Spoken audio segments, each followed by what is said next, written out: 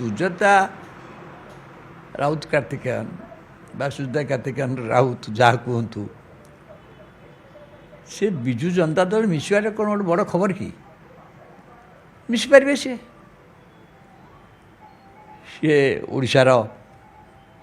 Odisha cadre IAS officer ଥିଲେ, ଚାକିରି ଇସ୍ତଫା ଦେଇଛନ୍ତି। ସିଏ ଗୋଟେ ରାଜନୀତି ଦଳରେ ଯୋଗ ଦେବାରେ କିଛି ଅସୁବିଧା ନାହିଁ, ଯୋଗ ଦେଇପାରିବେ। କିନ୍ତୁ ଅସୁବିଧାଟା ସେଇ ସୃଷ୍ଟି ହେଉଛି ଯେହେତୁ ସେ ଭିକେ ପାଣ୍ଡିଆନଙ୍କର ପତ୍ନୀ। ଯେହେତୁ ଭିକେ ପାଣ୍ଡିଆନ ହେଉଛନ୍ତି ବ୍ୟକ୍ତିତ୍ୱ ବା ବ୍ୟକ୍ତି ଯିଏ ଗତ ନିର୍ବାଚନରେ ବିଜୁ ଜନତା ଦଳର ସବୁ କ୍ଷମତାର ଅଧିକାର ହେଇ ଦଳର ବିପର୍ଯ୍ୟୟର ପ୍ରମୁଖ ଭୂମିକା ନେଲେ। ଏଇଟା ତ ଦଳର ସବୁ ଲୋକ ସ୍ୱୀକାର କରୁଛନ୍ତି। ଏବଂ 2024 ପରେ ଏଇ ଯେଉଁ 2 ବର୍ଷ ସିଏ ସନ୍ନ୍ୟାସ ନେଇଗଲେ ବୋଲି ଘୋଷଣା କଲେ, କିନ୍ତୁ 2 ବର୍ଷ ଭିତରେ ଦେଖାଯାଉଛି ଯେ ବିଜୁ ଜନତା ଦଳ ଯାହା ବି କରୁଛି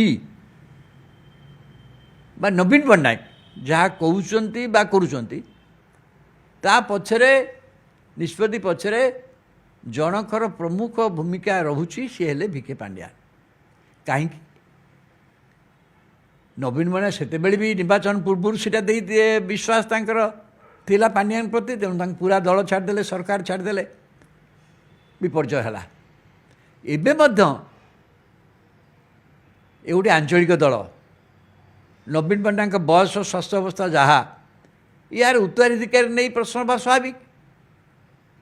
କିନ୍ତୁ ଦେଖାଯାଉଛି ଯେ ନବୀନ ପଟ୍ଟନାୟକ କହୁଛନ୍ତି ଉତ୍ତରାଧିକାରୀ ମୁଁ ସ୍ଥିର କରିବିନି, ଲୋକମାନେ ସ୍ଥିର କରିବେ ବୋଲି ବାରମ୍ବାର କହୁଛନ୍ତି। କିନ୍ତୁ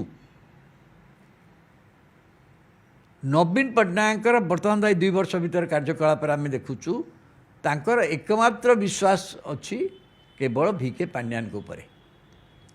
ତେଣୁ ତାଙ୍କରି ସେ ନିଜେ ନାହାନ୍ତି ପୃଷ୍ଠଭୂମିରେ, କିନ୍ତୁ ତାଙ୍କରି ଇଙ୍ଗିତରେ ଦଳର ଅଧିକାଂଶ ନିଷ୍ପତ୍ତି ହେଉଛି। ଯେମିତି ରାଜ୍ୟସଭାରେ ନେତା ଇଏ ହେବ, କେଉଁ ବିଷୟରେ କ'ଣ କୁହାଯିବ, କେଉଁ କମିଟିରେ କାହାକୁ ରଖାଯିବ, ୟା ପଛରେ ଭିକେ ପାଣ୍ଡିଆନଙ୍କର ହାତ ଷଷ୍ଠ। ଯେହେତୁ 24 ବର୍ଷ କ୍ଷମତା ଥିଲା, ଆର ତୃଣ ସ୍ତରରେ ବହୁତ ବଡ଼ ସଂଗଠନ ଅଛି ବିଜେଡ଼ିର, କିନ୍ତୁ ଏ ଅବସ୍ଥାକୁ ଦେଖି ୟାର ଭବିଷ୍ୟତ ନେଇ ଲୋକ କଳ୍ପନା କରୁଛନ୍ତି। ଯେହେତୁ ଦଳ ପାଖରେ ତୃଣ ସ୍ତରରେ ସଂଗଠନ ତ ଅଛି, ଆର୍ଥିକ ସମ୍ବଳ ବି ଅଛି, କିନ୍ତୁ ସେ ଆର୍ଥିକ ସମ୍ବଳ ଦଳ ପାଖରେ ଯେଉଁଟା ଅଛି ବୋଲି କୁହାଯାଉଛି, ବାସ୍ତବିକ ଅଛି, ସେ ସମ୍ବଳ ମଧ୍ୟ ସେ ଦଳ ଭିତରେ ଯେଉଁମାନେ ଅଛନ୍ତି ସେମାନଙ୍କର ମତ ହେଉଛି ଯେ ସମ୍ବଳର ନିୟନ୍ତ୍ରଣ ମଧ୍ୟ ଭିକେ ପାଣ୍ଡିଆନଙ୍କ ହାତରେ ରହୁଛି। କାହିଁକିନା ଆର ସମ୍ବଳର ନିୟନ୍ତ୍ରଣ ହେଉଛି ନବୀନ ପଟ୍ଟନାୟକ ହାତରେ ରହିବ, କିନ୍ତୁ ନବୀନ ପଟ୍ଟନାୟକଙ୍କ ଟ୍ରଷ୍ଟ କେବଳ ଭିକେ ପାଣ୍ଡିଆନଙ୍କ ଉପରେ।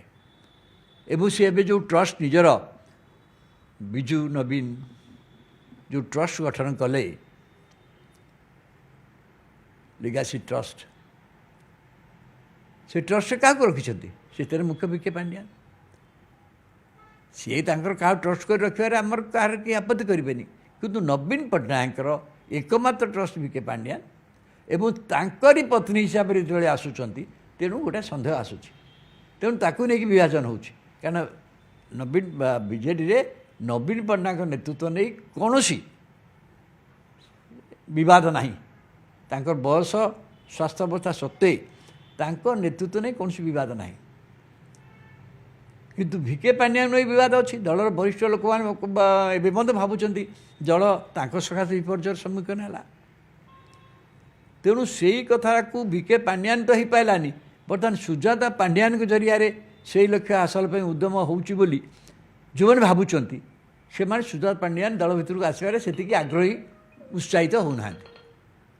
କିନ୍ତୁ ଯେଉଁମାନେ ଭିକେ ପାଣ୍ଡିଆନଙ୍କ ସମର୍ଥକ ଆ ଭିତରେ ଅଛନ୍ତି ଦଳ ଭିତରେ, ସେମାନେ ଖୁସି ଯେ ସୁଜାତା ଆସିଲେ ସେମାନଙ୍କର ଯେଉଁ ଲକ୍ଷ୍ୟ, ଯେ ଭିକେ ପାଣ୍ଡିଆନଙ୍କ ଜରିଆରେ ସେମାନେ ଗତ 5 ବର୍ଷ ପୂର୍ବରୁ ଯାହା କରୁଥିଲେ ଦଳ, ଯାହାକୁ ଯେଉଁ ଟିକେଟ୍ ଦେବା, ଯାହାକୁ ଜୋର କରିବା, ସେ କଥା ତାଙ୍କର ଚାଲିପାରିବ।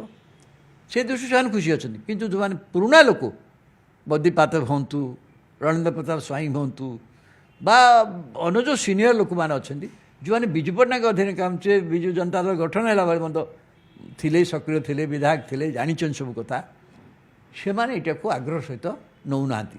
ସୁଜାତା ପାଣ୍ଡିଆନ ବ୍ୟକ୍ତିଗତ ଭାବରେ ତାଙ୍କ ବିରୁଦ୍ଧରେ କିଛି ନାହିଁ, କାରଣ ତାଙ୍କର ରେକର୍ଡ଼ ଯାଏ, ସେ ତ କହୁଛି ଓଡ଼ିଶା କ୍ୟାଡର ଆଇଏଏସ୍ ଅଫିସର, ଏ ଦଳରେ ଆସିବା ଦଳ ପାଇଁ ନିଶ୍ଚିତ ଭାବରେ ଲାଭଦାୟକ କ୍ଷତି ହେବା କଥା ନୁହଁ। କିନ୍ତୁ ଭିକେ ପାଣ୍ଡିଆଙ୍କ ସହିତ ଯେଉଁ ସମ୍ପର୍କ ଆଉ ଭିକେ ପାଣ୍ଡିଆନଙ୍କୁ ଏବେ ମଧ୍ୟ ନବୀନ ପଟ୍ଟନାୟକ ଏକମାତ୍ର ବିଶ୍ୱାସଯୋଗ୍ୟ ବ୍ୟକ୍ତି ଭାବରେ ରଖିକି ଯେଭଳି ଭାବରେ କାମ କରୁଛନ୍ତି ସେଇ ଜାଗାରେ ସୁଜାତା ପାଟିଲଙ୍କୁ ନେଇ ଗୋଟେ ବିବାଦ ହେଉଛି ଏବଂ ସେ ହୁଏତ ହଠାତ୍ କେହି ଲୋକ ଦଳକୁ କ'ଣ ଏଥିପାଇଁ ବାହାରି ଯିବେ ସେ କଥା ମୁଁ କହୁନି, କିନ୍ତୁ ଏ ବିବାଦ ନିଶ୍ଚିତ ଭାବରେ ରହିବ